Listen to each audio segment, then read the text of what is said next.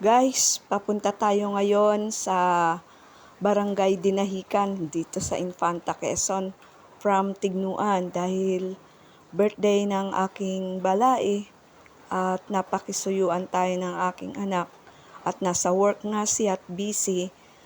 Gusto niyang isurprise namin yung kanyang biyanan na balai kong babae.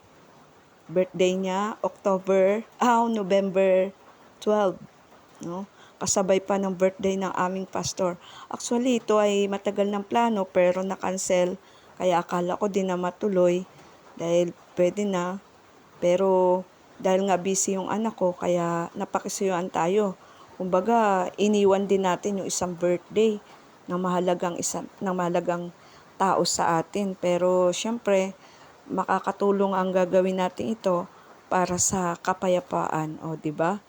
Para sa magkabilang panig at para sa bagong pamilya. At yun nga, tsatsaga tayo yan.